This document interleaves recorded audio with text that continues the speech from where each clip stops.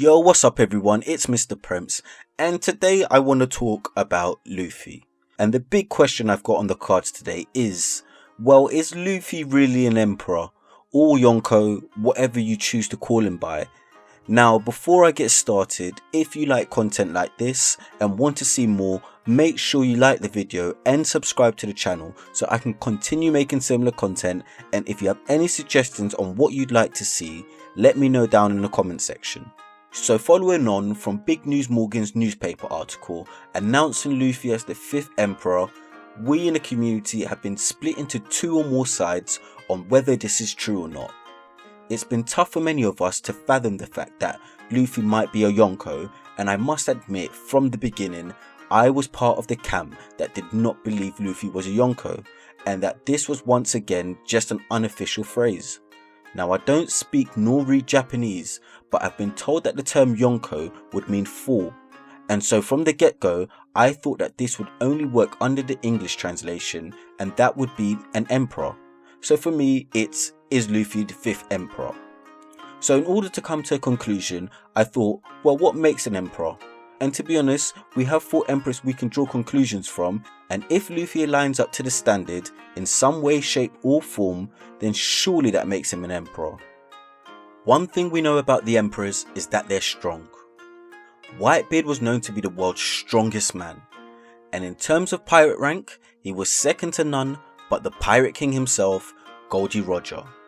And even then, it's arguable whether he and Roger were actually equal in regards to strength, and whether it was Roger's aim to know more that tips the scale in his favour. We then look at the likes of Big Mom, who's an absolute fortress, and still till today, although Oda has been trolling us with her minor L's, we haven't really seen her take any damage, and honestly there's not a single character I can see really damaging her. I have the exact same feelings in regards to Kaido, and spoiler alert, if you're not up to date with the manga, I guess I should have said this at the start of the video, but even though yes, we've seen Kaido damaged, honestly who can really tussle with him? We saw Luffy get one shot initially, and although that most likely won't happen again, as they say, 1v1 bet on Kaido, and I'll probably expand on that a little bit later on in this video. We then have Shanks and Blackbeard, who are the younger, more newer emperors, and honestly, without dwelling on them too much, which one of us really thinks that Luffy can beat them in a fight as he is now? I'd imagine very few. But that's no problem at all, because strength isn't all that one must look at when deciding whether this individual is an emperor. We have to look at things as a whole, and we can almost do this by splitting topics into the following sections: strength, territory, influence and following. Now I'd like to start with following, but I do believe that all the topics are intertwined. In an ideal scenario, I would analyse Luffy's journey right from the start, but for the purposes of this video, I won't. But what I want us to realise is that so much has happened for Luffy's name to be well known all over the seas, and to be honest, he has far more supporters than we actually realise. Let's have a look at Shell's Town, where Luffy first met Zoro. The village was literally being run by a dictatorship of Axe Hand Morgan, and once he was defeated, the villagers couldn't thank him enough as he had freed them from a dictator. I mean, even the marines in the town were appreciative of his efforts, and the reason I use this example is because this appreciation for Luffy is a recurring factor as he travels from village to village, from town to town, from kingdom to kingdom, almost freeing them from the hold of someone. I mean, look at Nami and Arlong, Usopp and Captain Kuro, Chopper and Wapol, and honestly so on. Each village or island has something to be thankful to Luffy for, and so whilst they acknowledge his strength, they almost become a fan of his. Now remember how I said that these points are intertwined? Well, beating these villains or antagonists is no small feat, and Luffy literally grows stronger every single time, to the point that he can beat 3 warlords in Crocodile, Moria and Dofi.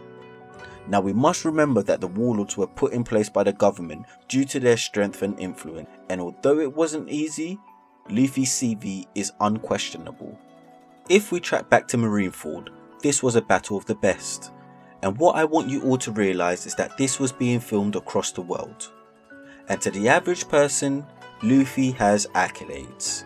He broke out of Impel Down, went to Marineford, fought against warlords and admirals, stood alongside Whitebeard, used Conqueror's Haki, and eventually freed his brother Ace. It's at this point I want to refer to you to a video posted by BDA Law titled Perception vs Reality, and I believe the same concepts apply here. I mean, ultimately, it doesn't matter what you're actually like, but more so how you're perceived.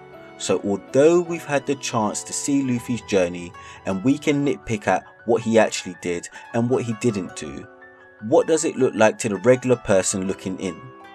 Well, Luffy is the son of the most wanted man dragon. He's grandson to the hero Garp.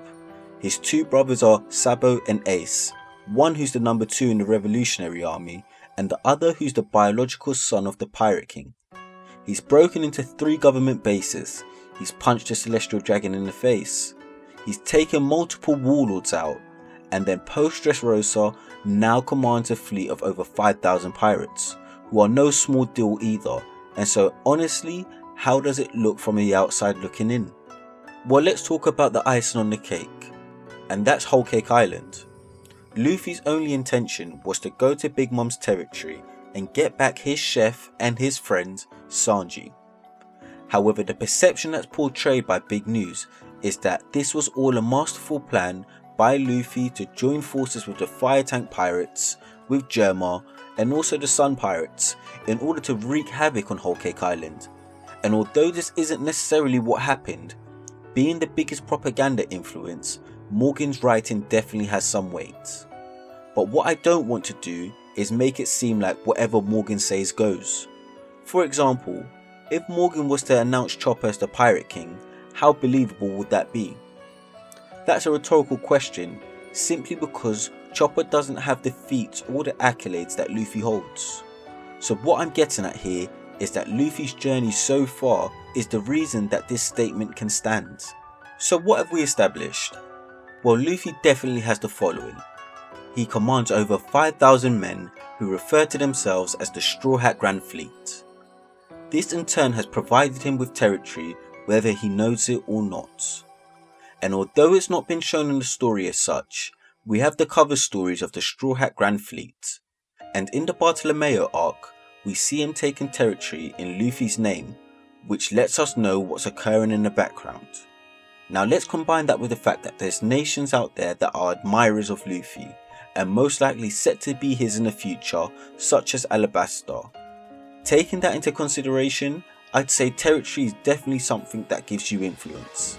And if you're in command of 5,000 strong pirates, that's definitely some influence in the kingdoms they're from anyways. So to take this full circle, what about the last feat, and that's strength?